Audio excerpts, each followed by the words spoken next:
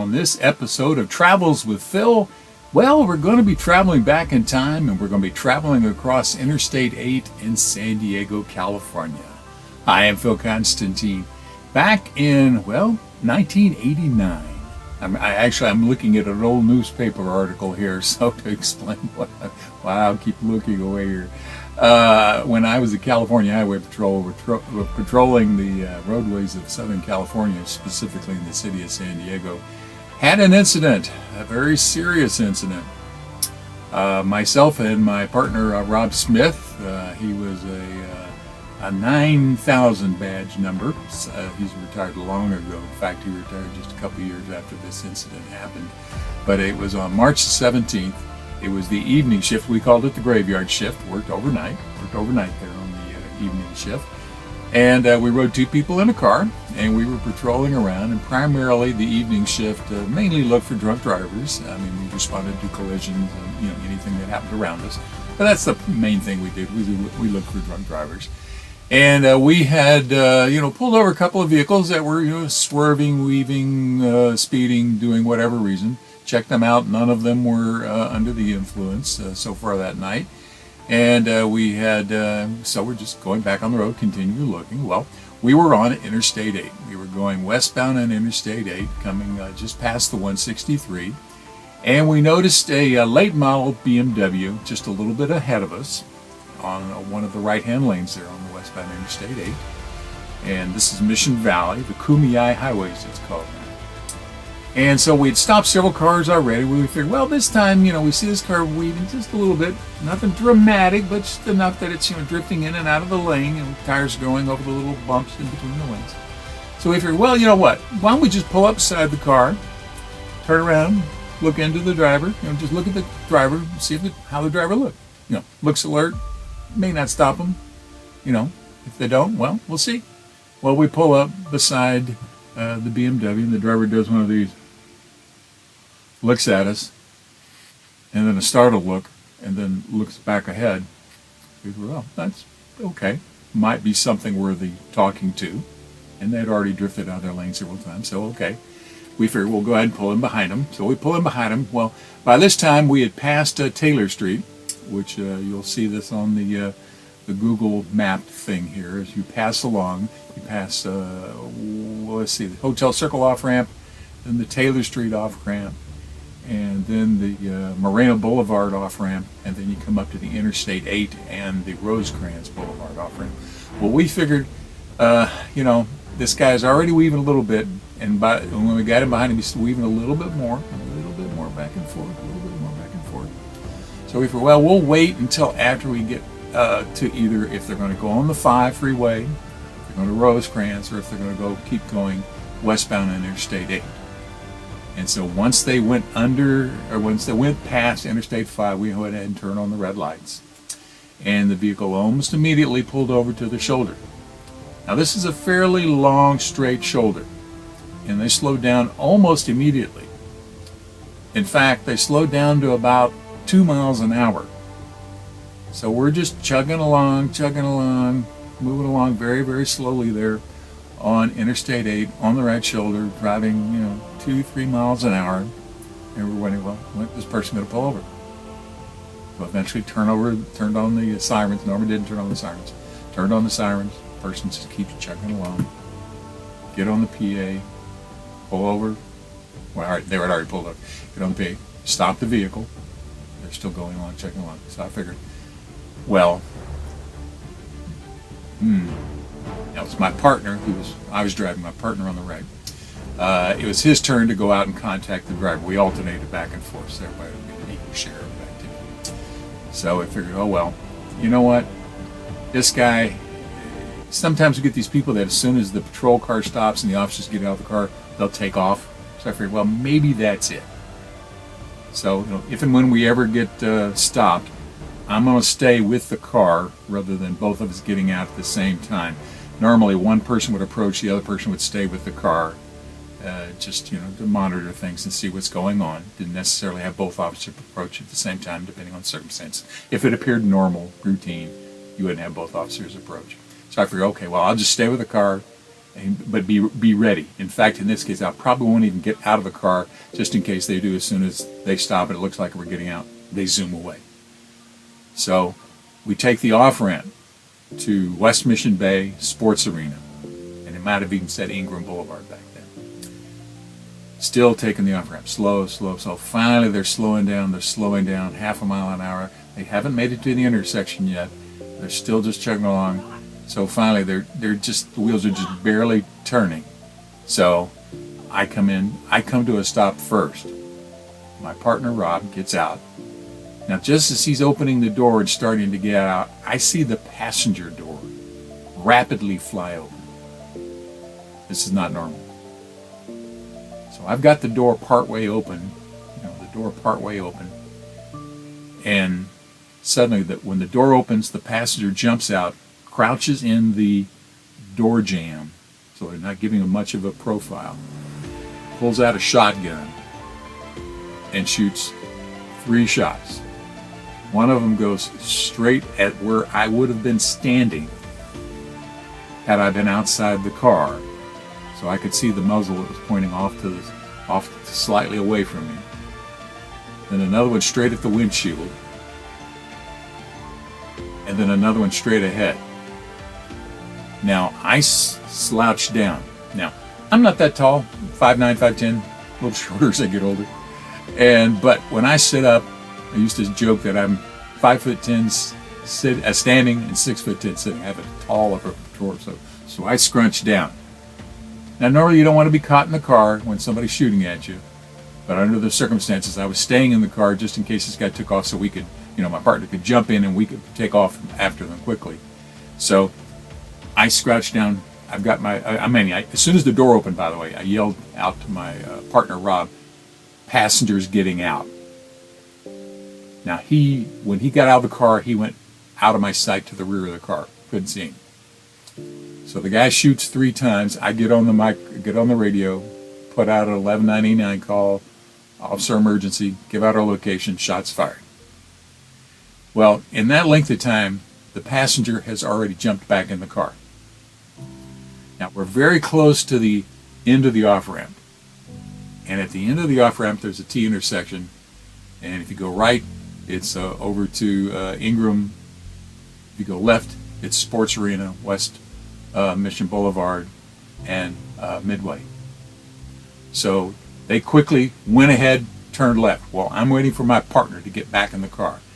And Rob, according to him, he said he hadn't heard me yell, but he immediately went for the rear. But then again, maybe the shots happened so quickly that he was just looking for the safety of the rear of the car as protection. So he said by the time he could get to the rear of the car and turn around and look forward, they were already driving away. So I said, he comes up to the car and is at the outside of the door and says, let's go. And I said, well, get in first. So by the time he gets in and gets his gun back in his holster, we start to move forward, and we've lost sight of him because it's an overpass. And so when you go off the exit, you go underneath, and they turn left. So by the time we can get around there and look, there's no sign of them. Now, once you get under the freeway, within a couple of hundred feet, maybe 100 yards, there's a signal light, and the road goes 3 ways. Turn the right point, Loma Boulevard. Go ahead. It's I think West Mission Bay. I'll check, correct that myself if I'm wrong. And if you go to the left, it's Sports Arena Boulevard, straight ahead, and then Midway Drive, or vice versa. And so we didn't see which way they went. So we figured, we'll go down Sports Arena and see if they're down there. Lots of stores, lots of places you could go park your car and hide. We go traveling through there, can't find them. Within a minute or two, there's other units in the area looking around. Nobody finds them. And we look around for about 10-15 minutes, and I notice that there's a hissing sound coming from the front of the car. So I go up, we stop the car for a second, I go out and look. Oil is spewing out the front of the car. And basically what happened in these Crown Victorias, they had a radiator that cooled They had a radiator that cooled the oil, not just the regular car, but they had a transmission. I'm sorry, they had a transmission fluid radiator, and so this was it had punctured the radiator for the transmission fluid because it got a lot of work because these cars would do 125, 130, maybe 130 miles an hour, but 120 some odd plus. So it had extra stuff, so it was just spewing out. And we knew we weren't going to have much time left on this car. So by this time, everybody had pretty well given up on looking. 20, 30 minutes had passed, we couldn't find the vehicle anywhere. And I was able to get a license plate from the vehicle because I got really good night vision. They weren't that far away anyway.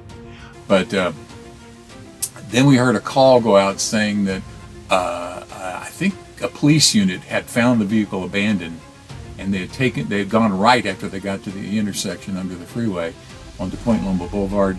They had pulled into the parking lot for a nightclub, and this was like 1:30, something like that at night. So there were still people there at the nightclub. So we don't know if they had parked their car there or what, but the car was found there. And then when the police got to the scene, or I don't remember if it was other CHP units or police got there, there was somebody in the trunk. Now they were okay. And what happened was, this was an elderly man, I believe he was in his 80s.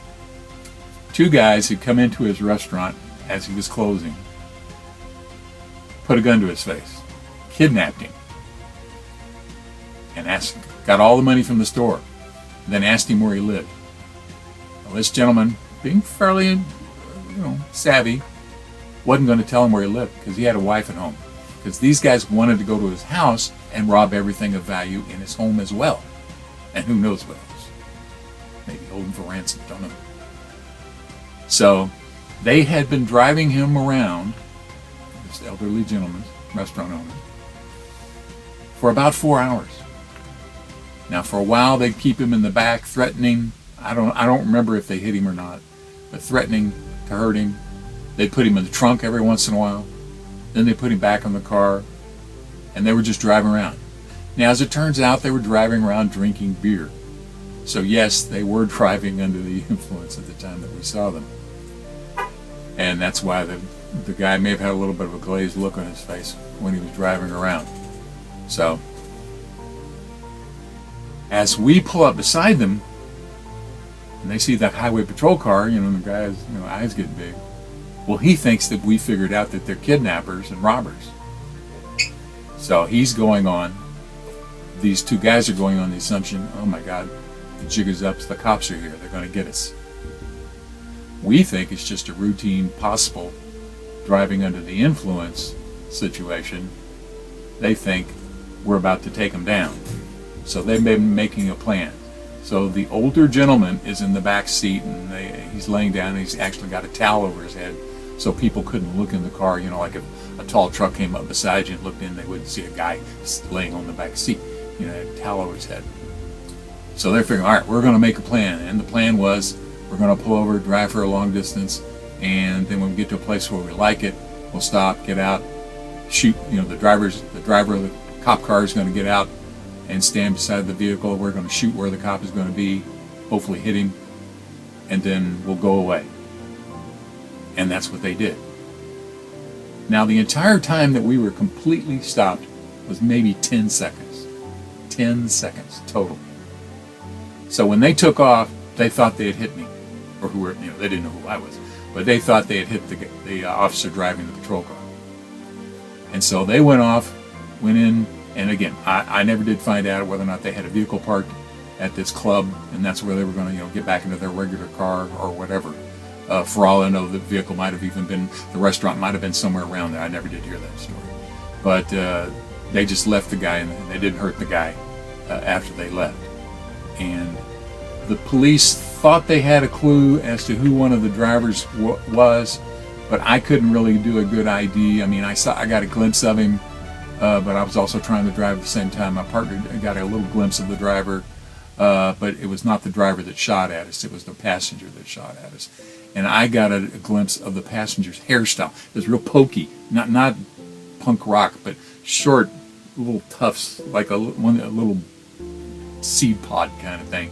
And I never really did get a good look at his face. So even if they'd showed me a picture of him, I could have said, well, it's the same hairdo, but I didn't get a really good look at his face. And I don't know how good of a look that the older gentleman got of it. So no one was ever arrested for this. But they did kill our car. Now, we had the car, I can't remember if we towed it back or if I drove it back. We probably towed it back to keep it from burning out through the transmission fluid, because it had gotten pretty low by that point. So I'm waiting at the station, the CHP station, which wasn't that far away, it was over by Seawolf. And my partner went ahead and went home, took the rest of the day off. Well, by this time it's 7 o'clock, something like that. And so I'm there with the car. San Diego police, who's handling the investigation, since this was an assault case, kidnapping that happened in San Diego, they had jurisdiction. We could have handled it, but it's appropriate for them to do it. So the guy comes out and says, well, you say they shot at you? And I said, oh yeah. Had I been standing up, it would hit me right in the face. And there was a scratch. I see it, up here on the windshield, there's a scratch. Right up there on the windshield, there's a scratch. And I know it also hit the front of the vehicle, not only, but, I actually saw muzzle flash. I mean, I saw the fire coming out the end of the shotgun barrel for one of them. And that's the one where he was shooting toward the windshield. So he says, well, let's look and see. Now, the Crown Victorias the CHP used during those times had what they called push bumpers. These big rubber bars up front that extended out past the grill of the car, out front, past the front bumper. So that way we could use our patrol cars to push vehicles out of the way, off the road, large objects, boulders, trees, whatever. As long as it, we could, if it was the right size, we could use it to push with. We literally pulled over 40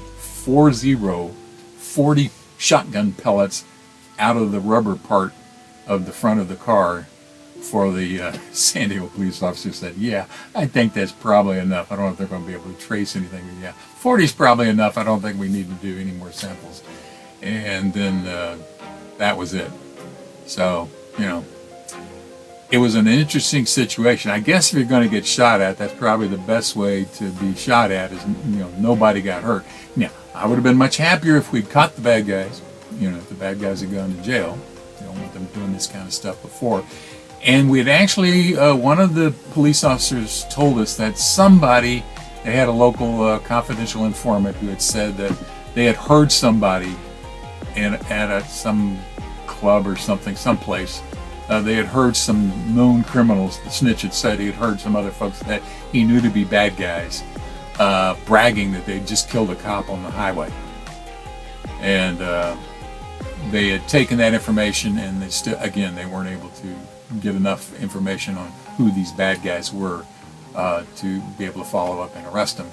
But because there were some fingerprints that they had left when they were manhandling the owner and in the restaurant and places like that, but they weren't able to prove it, or it wasn't conclusive, or whatever, or there were no fingerprints on file, whatever the case may be. But that would have been a good thing to have them be arrested and put in jail. But again, I guess if you're going to get shot at, that's the way to do it. None of the good guys were hurt. Now, some people say, well, why didn't you just shoot at the car? You don't have a good highway patrol training. Is if you don't have a specific target, you don't shoot. Now, we just started pulling the guns and started blazing away. We would have been more likely to hit the person who's kidnapped, the innocent restaurant owner in the back seat. We'd have been more likely to hit him than we would have been to hit the two bad guys who were in the front of the car. Remember, this guy was only outside the car for completely outside the car for maybe about 5 seconds. The vehicle was only completely stopped for about 10 seconds, literally. Door comes open, jumps out, boom, boom, boom, jumps back in the car, closes the door. That's it. That's the entire time this guy was outside the car. So it was a good thing we did not start just randomly shooting toward the car. I mean, I could have shot at the car. My partner Rob could have shot at the car as it was driving away. You didn't have a target. We didn't know who was driving. Could have been a kidnapped person driving the car. We don't know that. We didn't know what was going on. We thought it was just a drunk driver, potential drunk driver. So that's why officers have to be very circumspect about what their target is. before he starts shooting away. But that's the night that kidnappers could have killed me. I'm Phil Constantine, retired California Highway Patrol officer.